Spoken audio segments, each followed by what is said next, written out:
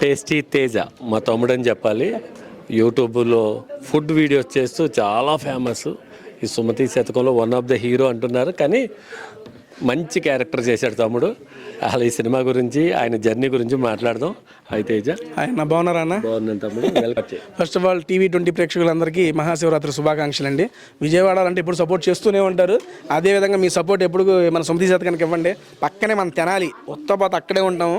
మొన్న కూడా అమ్మవారి దర్శనం చేసుకుని మా యొక్క జర్నీ అనేది స్టార్ట్ చేసాము.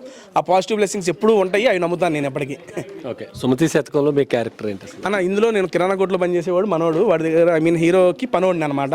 మా వాడు పిసినారాడు, వాడు పిసినారతనంతో నేను ఎంత ఇబ్బంది పడ్డాను, వాడికి వచ్చే సమస్యలు నా వల్ల ఎలాంటి సమస్యలు క్రియేట్ అయినాయి అనే ఒక కామెడీ ట్రాక్ అనేది మా ఇద్దరి మధ్య ఉంటుంది. త్రూ అవుట్ హీరో గారితో పాటు ట్రావెల్ అయ్యే క్యారెక్టర్ నేను చాలా అంటే చాలా ఎంజాయ్ చేశాను. బేసిక్గా నాకు చాలా భయం ఎందుకంటే మనం అక్కడక్కడ వీడియోలు చేసుకుంటూ ఇలా ఉంటాము, మనల్ని స్క్రీన్ మీద చూసి జనాలు యాక్సెప్ట్ చేయగలరా, యాక్సెప్ట్ చేస్తారా, మనం చేస్తే చూస్తారనే ఒక మీమాంసలో అయితే ఉంటాం ఆబ్వియస్లీ ఫస్ట్ సినిమా కాబట్టి. బట్ మా టీం అందరూ నాకు మంచి సపోర్ట్ ఇచ్చారు. చూసిన తర్వాత అరే నెక్స్ట్ లెవెల్ చేసేవారు, నీకు ఇబ్బంది ఏం లేదని వాళ్ళు నాకు భరోసా ఇచ్చిన తర్వాత ఇంత కాన్ఫిడెంట్గా మాట్లాడుతున్నాను.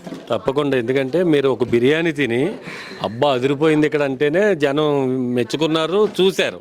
అలాగే సుమతి శతకంలో కూడా మీరు వన్ ఆఫ్ ద పార్ట్ అయినందుకు సినిమాకి చాలా హైలైట్ అవుద్దని నేను నమ్ముతున్నాను, ప్రజలు నమ్ముతారు. తెలుగు ప్రేక్షకులకి సుమతి శతకం ఎందుకు చూడాలంటే నువ్వేం చెప్తాను అన్నది కూడా అంటే ఇప్పటిదాకా ఇది నేను మాట్లాడొచ్చో మాట్లాడకూడదో నాకైతే తెలియదులే కానీ, బట్ మీరు అడిగారు కాబట్టి చెప్తున్నా. ఇప్పుడు బుల్లితెర నుండి వచ్చిన వాళ్ళు, బిగ్ బాస్ నుండి వచ్చిన వాళ్ళు హీరోలు అవుతున్నారు, కొంతమంది సక్సెస్ కావట్లేదు. ఈ మాటలు తెలుగు ప్రజల్లో ప్రతి ఒక్కరి దగ్గర ఉంది. నేను ఇప్పుడు ఓపెన్గా ఓపెన్ ఇన్ ద సెన్స్ నా ఉద్దేశం చెప్తున్నానండి. ఇప్పుడు దాకా అలాంటి జోనర్లో వచ్చిన సినిమాలు అన్నింటిలో ఇది ద బెస్ట్. కంటెంట్ పరంగా, క్వాలిటీ పరంగా, టెక్నికల్ పరంగా అండ్ CG వర్క్ పరంగా, ట్రాక్లు పరంగా సినిమాలో ఉండే మీరు ఈ కంపారిజన్లో చూడండి, మీకు ఈ సినిమా తప్పనిసరిగా నచ్చిద్ది. మళ్ళీ చెబుతున్నా, అమర్దీప్కు ఉన్న ఇష్టపడే వాళ్ళందరూలో ఆల్మోస్ట్ 60% సినిమా చూసినా సూపర్ హిట్ అయిద్దండి. ఎందుకంటే ఎక్కడికి వెళ్ళినా నెక్స్ట్ లెవెల్ ఆదరిస్తున్నారు మనోడిని. అందులో 50 to 60% సినిమా చూసినా సినిమా హిట్ అయ్యిద్ది. మీరందరూ తప్పనిసరిగా థియేటర్లకు వచ్చి సినిమా చూడండి, మీకు ఖచ్చితంగా నచ్చిద్ది. ఈ సినిమా ప్రొడ్యూసరు నా ఫ్రెండ్ సాయి సుధాకర్.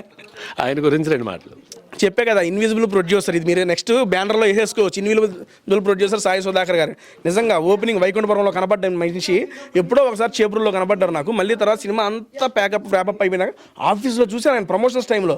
ఆల్మోస్ట్ మేము 4 నెలలు సినిమా షూట్ చేస్తే 4 నెలల్లో నేను 2 రోజులు ఆయన కలిసింది. నేను ఇన్ ద సెన్స్ సెట్లోకి ఆయన రాలా. ఆయన అంత నమ్మకం, స్టోరీని నమ్మారు, వాళ్ళకున్న ఆర్టిస్టులతో పాటు వాళ్ళ స్టాఫ్ను కూడా నమ్మారు కాబట్టి ఆ రకంగా మంచి ప్రొడక్ట్ కూడా బయటకు వచ్చింది. ఆయన నమ్మకమే ఈ సినిమా నిలబెట్టిద్దండి. Okay, all the best. Thank you.